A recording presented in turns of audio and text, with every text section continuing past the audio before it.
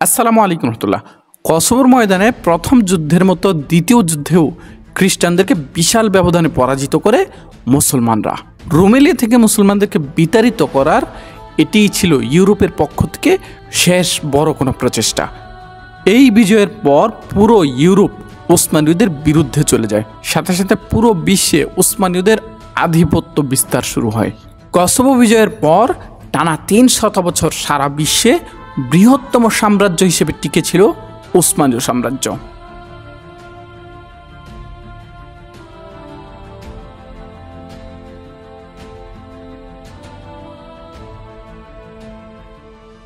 ভানা যুদ্ধের মতো কসোভো যুদ্ধ থেকেও পালিয়ে নিজের জীবন বাঁচান হুনিয়াদিয়ানুস। পালানোর সময় ওসমানীয় ভূমি ব্যবহার করা ইয়ানুসের জন্য ছিল বিপজ্জনক, আর তাই ওসমানীয় ভূমি ব্যবহারের পরিবর্তে সার্বিয়ার ভূমি ব্যবহার করার সিদ্ধান্ত নেন হুনিয়াদিয়ানুস। কিন্তু সার্বিয়ায় প্রবেশের সাথে সাথেই তিনি দেখতে পান তার সামনে সার্বিয়ার শাসক জুরাদ ব্রাঙ্কোভিচ দাঁড়িয়ে রয়েছেন। কসোভো যুদ্ধে যাওয়ার পথে সার্বিয়ায় লুণ্ঠন এবং বেশ ধ্বংসযজ্ঞ চালিয়েছিল হুনিয়াদিয়ানুস, আর সেই জন্যই তার প্রতি অত্যন্ত ক্ষুব্ধ ছিলেন জুরাদ ব্রাঙ্কোভিচ। তিনি হুনিয়াদিয়ানুসকে দেখার সাথে সাথেই অবিলম্বে বন্দী করেন।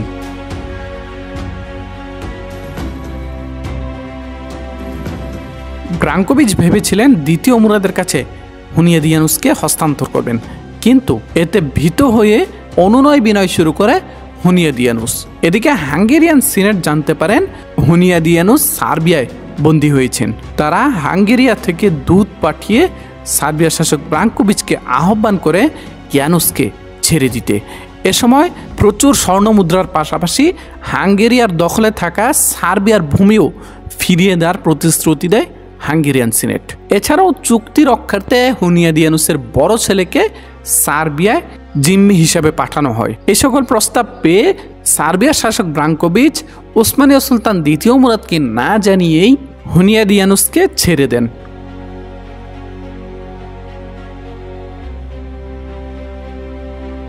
কিন্তু তার এই বোকামির মূল্য পরিশোধ করতে হয় মাত্র 1 বছরের মধ্যেই, কারণ হুনিয়াদিয়ানুস তার প্রতিশোধ নিতে ফিরে আসেন সার্বিয়ায়। হাঙ্গেরি থেকে সেনাবাহিনী নিয়ে সার্বিয়ায় আক্রমণ করে পুরো সার্বিয়া অবরোধ করেন হুনিয়াদিয়ানুস। এরপর হাঙ্গেরিয়ার কাছ থেকে ইয়ানুসের মুক্তির বিনিময়ে নেওয়া সকল অর্থ এবং হুনিয়াদিয়ানুসের পুত্রকে ছেড়ে দেওয়ার বিনিময়ে সার্বিয়া থেকে অবরোধ তুলে নেয় হুনিয়াদিয়ানুস।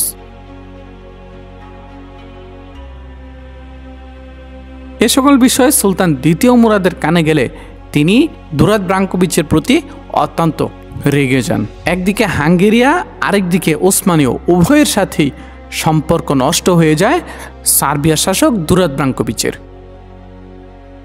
ভার্নার পর কসোভোর ময়দানেও পরাজয় এবং সার্বিয়ায় বন্দী হওয়ার কারণে হুনিয়াদিয়ানুসের খ্যাতি আরও কমে যায়। এমনকি হুনিয়াদিয়ানুসের বিরুদ্ধে রাষ্ট্রদ্রোহিতারও অভিযোগ আনা হয়। তবে হাঙ্গেরিয়ার তৎকালীন শিশু রাজা ইয়ানুসকে বিশ্বাস করতেন, আর তাই তাকে আবারও সুযোগ দেওয়া হয়।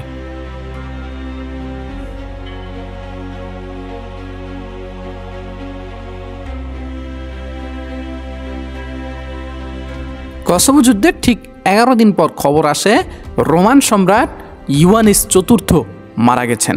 ইওয়ানিস পরপর 3টি বিয়ে করলেও তার কোনো সন্তান হয়নি, আর এই কারণেই পরবর্তী সম্রাট কে হবে তা নিয়ে বিভ্রান্তি সৃষ্টি হয়। প্রয়াত সম্রাট ইওয়ানিস মৃত্যুর পর তার ভাইদের মধ্যে সবচেয়ে বড় ছিলেন মরিয়ার শাসক কনস্ট্যান্টিন। ইওয়ানিসের মৃত্যুর পর সিংহাসনে বসার চেষ্টা করেন কনস্ট্যান্টিনের ছোট ভাই দিমিত্রিউস।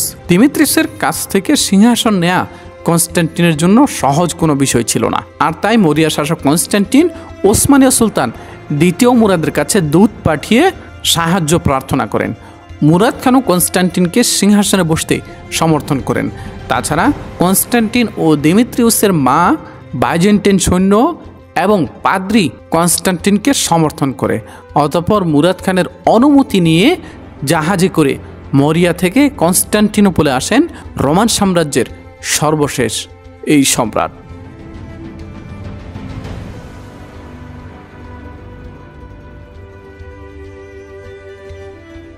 কসোভো যুদ্ধের পর ইস্কান্দার বে ভেনিসিয়ানদের সাথে পুনরায় জোট গঠনের চেষ্টা করেন, কারণ কসোভো যুদ্ধে তিনি যে ক্রুসেডারদেরকে সমর্থন করেছিলেন তারা ওসমানীয়দের কাছে পরাজিত হয়েছে। আর তাই সুলতান দ্বিতীয় মুরাদের পরবর্তী লক্ষ্য যে আলবেনিয়া হতে যাচ্ছে তা ছিল দিনের আলোর মতোই স্পষ্ট। ইস্কান্দার বে সর্বোচ্চ ছাড় দিয়ে ভেনিসের সাথে আবারও একটি চুক্তি করেন, তবে ভেনিস সরাসরি ওসমানীয়দের মুখোমুখি হতে অস্বীকৃতি জানায়, কারণ তারা ওসমানীয়দেরকে প্রচণ্ড ভয় পেত। ইস্কান্দার বে সুলতান দ্বিতীয় মুরাদের অনুপস্থিতির সুযোগকে কাজে লাগিয়ে কোকাসিক শহর ফিরিয়ে নিতে অবরোধ করে। দীর্ঘ সময় অবরোধ করেও দুর্গ দখল করতে ব্যর্থ হয় ইস্কান্দার বে। এদিকে ইস্কান্দার বে যেমনটা ভেবেছিলেন, সুলতান দ্বিতীয় মুরাদ তার পুত্র দ্বিতীয় মেহমেদ সহ আলবেনিয়ায় অভিযানের উদ্দেশ্যে রওনা দেন।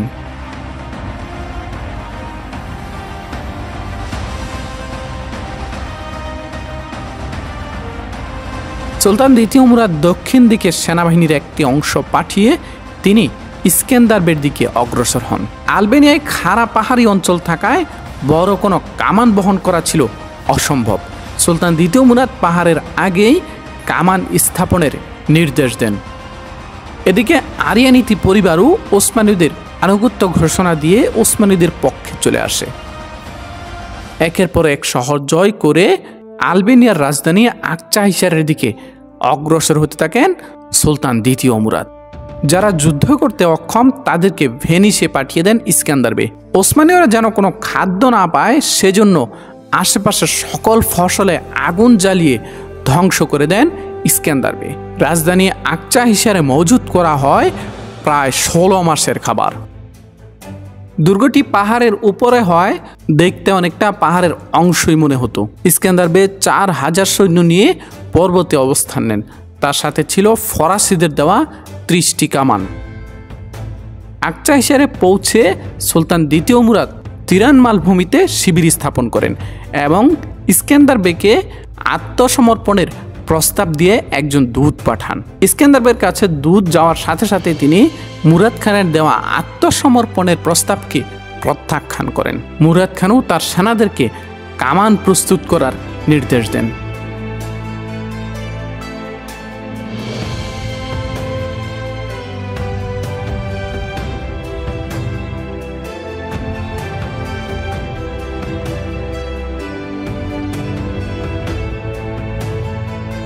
ইস্কান্দার বের সৈন্যরা পাহাড়ের ছোট ছোট গুহায় আশ্রয় নিয়ে ওসমানীদের উপর গেরিলা যুদ্ধ পরিচালনার প্রস্তুতি নেয়। মুরাদ খান তার সেনাদেরকে নির্দেশ দেন লুকিয়ে থাকা সেনাদেরকে খুঁজে খুঁজে বের করে হত্যা করতে, কিন্তু এই পদক্ষেপে ওসমানীয়রা পরাজিত হয়। যারাই পাহাড়ে গিয়েছে কেউই ফিরে আসেনি, প্রত্যেককেই ইস্কান্দার বের সৈন্যরা হত্যা করে। পাহাড়ে যাওয়া সৈন্যরা ফিরে না আসায় হতাশ হয়ে পড়ে ওসমানীয় সেনাবাহিনী। সুলতান দ্বিতীয় মুরাদের নির্দেশ মোতাবেক কামান প্রস্তুত করা হয় এবং দুর্গের দেয়ালে গোলা নিক্ষেপ শুরু হয়।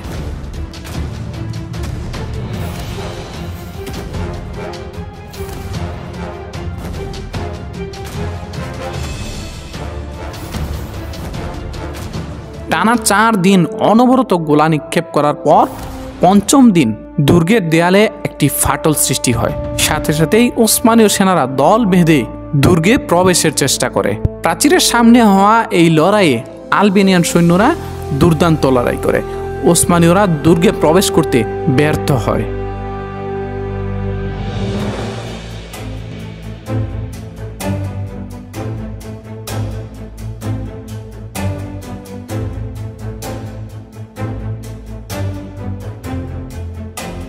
একই সময় ইস্কান্দার বে ওসমানীয়দের শিবিরে আক্রমণ করে অসংখ্য ওসমানীয় সেনাকে শহীদ করে। তবে থেমে যায়নি ওসমানীয়রা, তারা আক্রমণ অব্যাহত রাখে।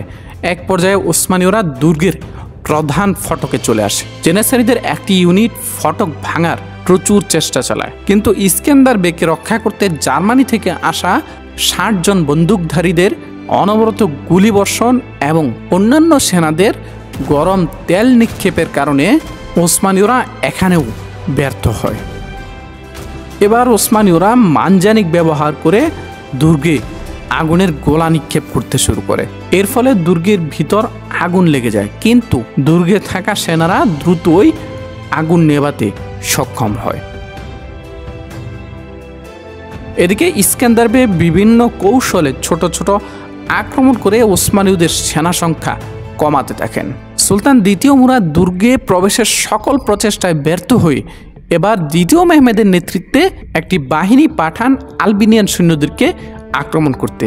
দ্বিতীয় মেহমেদ কৌশলগত অবস্থানে গিয়ে একটি অতর্কিত হামলা চালান এবং বেশ কিছু আলবেনিয়ান সৈন্যকে হত্যা করেন। একই সময় ইস্কান্দার বে আবারও ওসমানীয় শিবিরে আক্রমণ করে, তবে এবার দারুণভাবে প্রতিরোধ করে ওসমানীয়রা। ইস্কান্দার বে কোনো মতো নিজের জান নিয়ে পালাতে সক্ষম হন। অন্যদিকে অবরোধের প্রথম থেকেই শহরের নিচ দিয়ে টানেল খনন করছিল ওসমানীয়রা। দিন রাত অনবরত লোক পরিবর্তন করে করে পালাক্রমে খনন কাজ চালিয়ে যাওয়া হয়, কিন্তু দুর্গটি পাহাড়ের চূড়ায় থাকায় বেশ বড় বড় পাথরের সম্মুখীন হতে হয় ওসমানীয়দের, যা খনন কাজকে কঠিন করে তোলে। যদিও বারবার বিস্ফোরক ব্যবহার করা হয়, কিন্তু এতেও তেমন কোনো লাভ হয়নি। অবরোধের বয়স 4 মাস হয়ে গেছে, কিন্তু এখন পর্যন্ত উল্লেখযোগ্য তেমন কোনো সাফল্যের মুখ দেখেনি ওসমানীয়রা। বিপরীতে তাদের খাদ্য সামগ্রী শেষের দিকে চলে এসেছে, আর ইস্কান্দার বেও ওসমানীয় ভূমি থেকে পণ্য পরিবহনের সকল রাস্তা ধ্বংস করে দেয়, যার ফলে ওসমানীয় ভূমি থেকে কোনো প্রকার খাদ্য আলবেনিয়ায় পাঠানো সম্ভব ছিল না।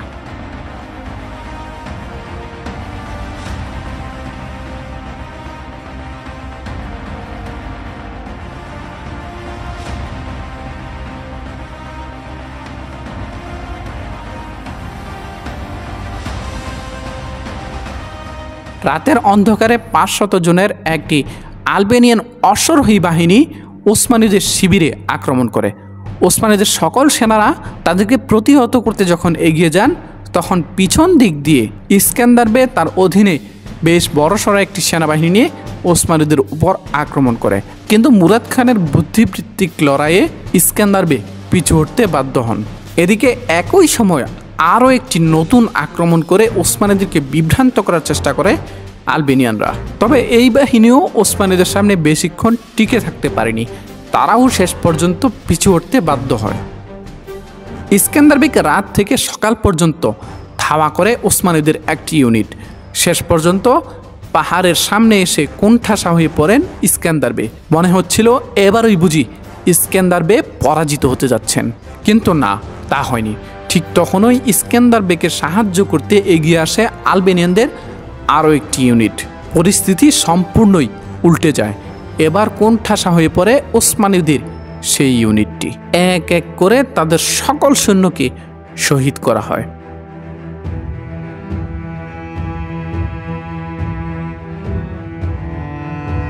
আকচাহিসার অবরোধ দীর্ঘ থেকে দীর্ঘতর হতে থাকে। ধীরে ধীরে শীতকাল চলে আসতে শুরু করে। ওসমানীয় সেনাবাহিনী একটি কঠিন পরিস্থিতিতে পড়ে যায়। এদিকে সুলতান দ্বিতীয় মুরাদের অনুপস্থিতির সুযোগকে কাজে লাগিয়ে হুনিয়াদিয়ানুস আবারও ওসমানীয় ভূমিতে আক্রমণ করার প্রস্তুতি নেয়। জন হুনিয়াদি সে সময় সার্বিয়ায় আক্রমণ করে, তবে তার এই আক্রমণ সার্বিয়া ছেড়ে ওসমানীয় ভূমির দিকে প্রসারিত হবে কিনা তা স্পষ্ট ছিল না।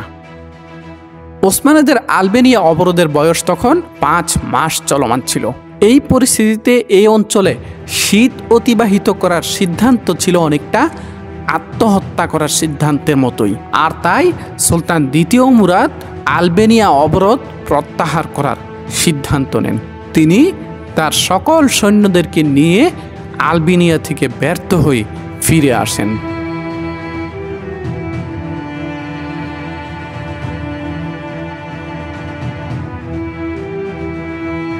আকচাহিসারে ওসমানীদেরকে দুর্দান্তভাবে প্রতিরোধ করায় ইস্কান্দার বের খ্যাতি ব্যাপকভাবে বৃদ্ধি পায়। নেপলসের রাজা পঞ্চম আলফোন্স ইস্কান্দার বের সাথে যোগাযোগ করেন। তিনি ইস্কান্দার বেকে নেপলসের ভাসাল হয়ে তাদের অধীনে থাকার প্রস্তাব দেন। ইস্কান্দার বে চিন্তিত ছিলেন যে মুরাদ খান আবারও আলবেনিয়ায় আসবেন, আর এবার আসার সময় সকল প্রস্তুতি নিয়েই আসবেন। আর তাই আলফোন্সের এই প্রস্তাবকে গ্রহণ করে নেন ইস্কান্দার বে। নেপলসের সৈন্যরা আলবেনিয়ায় আসেন নিরাপত্তার দায়িত্বে। এদিকে পোপও নিষ্ক্রিয় ছিলেন না, বরং পুরো খ্রিস্টান বিশ্বকে আহ্বান করেন ইস্কান্দারবেগকে সাহায্য করতে। আর এসব কারণে আলবেনিয়ার বিষয়টা আরও কঠিন হয়ে পড়ে ওসমানীয়দের জন্য।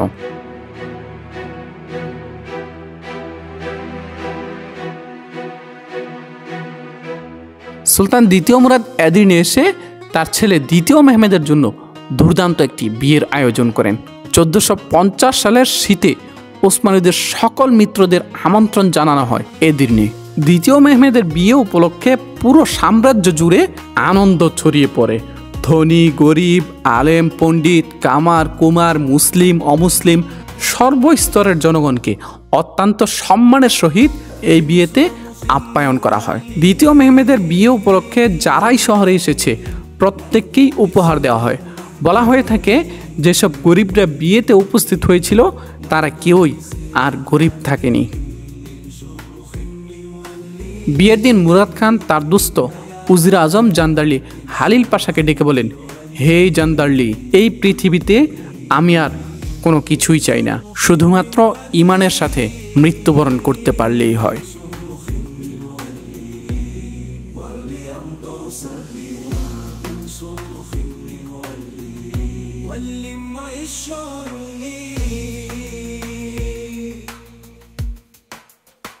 বিয়ের পর দ্বিতীয় মেহমেদ পিতা সুলতান দ্বিতীয় মুরাদের হাতে চুম্বন করে তার স্ত্রীকে নিয়ে মানিসায় চলে যান।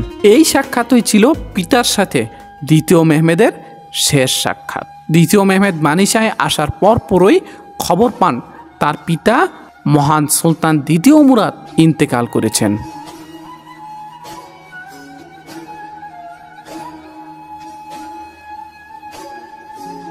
পিতা চেলেবি মেহমেদের মতো মুরাদ খানের মৃত্যুর খবরও গোপন রাখা হয়। প্রধান উজির জান্দারলি হালিল পাশা মানিসায় দূত পাঠিয়ে অবিলম্বে মুরাদ খানের মৃত্যুর খবর পৌঁছে দেন। এই খবর মেহমেদের কাছে পৌঁছাতে 7 দিন লেগে যায়।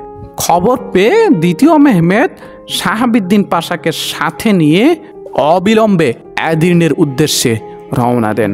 অল্প সময়ের মধ্যেই এদির্নে পৌঁছান দ্বিতীয় মেহমেদ। 1451 সালের 18 ফেব্রুয়ারি ওসমানীয়দের সিংহাসনে আরোহণ করেন সুলতান দ্বিতীয় মেহমেদ।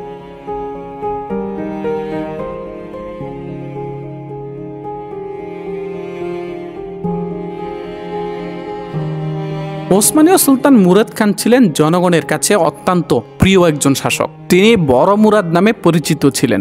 বড় শব্দটি বয়সের কারণে নয়, বরং তার প্রতি শ্রদ্ধার কারণে ব্যবহার করা হতো। তিনি মারা যাওয়ার সময় তার বয়স ছিল মাত্র 48 বছর। দ্বিতীয় মুরাদের শাসনামলকে সুখ এবং সমৃদ্ধির যুগ হিসেবে উল্লেখ করা হয়। তার শাসনামলে ওসমানীয়দের অর্থনৈতিক ব্যবস্থা, শিক্ষা ব্যবস্থা, রাষ্ট্রীয় গোয়েন্দা মাধ্যম সহ সকল খাতেই বেশ এগিয়ে যায়। মুরাদ খান ছিলেন একজন দক্ষ সেনাপতি। বড় বড় 2টি যুদ্ধে তার কৌশলের কাছেই ব্যাপকভাবে পরাজিত হয় পুরো খ্রিস্টান বিশ্বের নায়ক বনে যাওয়া হুনিয়াদিয়ানুস। দ্বিতীয় মুরাদ ছিলেন বহু গুণের অধিকারী একজন মানুষ। তার ইতিহাস লেখার সময় এমনকি পশ্চিমারাও তার গুণ লেখা থেকে বিরত থাকতে পারেন না। সুলতান দ্বিতীয় মুরাদ মৃত্যুর পূর্বে ওসিয়ত লিখে যান, আমার একটি আংটি আছে, এটি 95,000 মুদ্রায় কেনা হয়েছিল। আমি মারা যাওয়ার পর এটি বিক্রি করে কোরআন তেলাওয়াতের ব্যবস্থা করবেন। আমি মারা গেলে বুরসার মসজিদের কাছে আমার ছেলে আলাউদ্দিনের পাশে আমাকে কবরস্থ করবেন। আমার কবরের উপর কোনো উঁচু মিনার যেন না দেওয়া হয়। আমার দেহকে সুন্নাহ মোতাবেক দাফন করবেন। কবরের উপর কোনো ছাদ দিবেন না, খোলা রাখবেন, যেন আল্লাহর রহমতের বৃষ্টি সরাসরি আমার কবরে এসে পড়ে। মৃত্যুর 40 দিনের মধ্যে আমার সমস্ত কৃতদাসকে মুক্ত করে দিবেন। আমার কবরের আশেপাশে আর কাউকে দাফন করবেন না। এখানে শুধু আমি আর আমার ছেলে আলাউদ্দিন থাকব।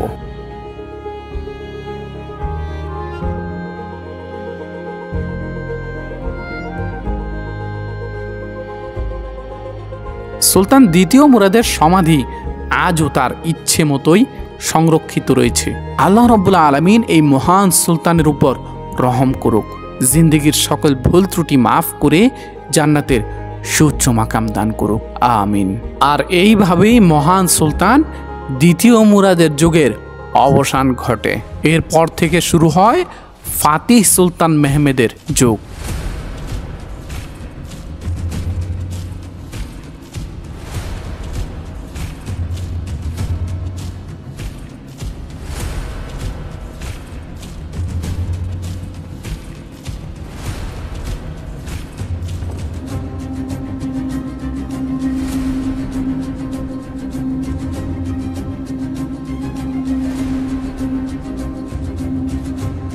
মোল্লাবাজার অনলাইন শপে চলে আসলো আবারও নতুন করে নতুন ডিজাইনের আংটি।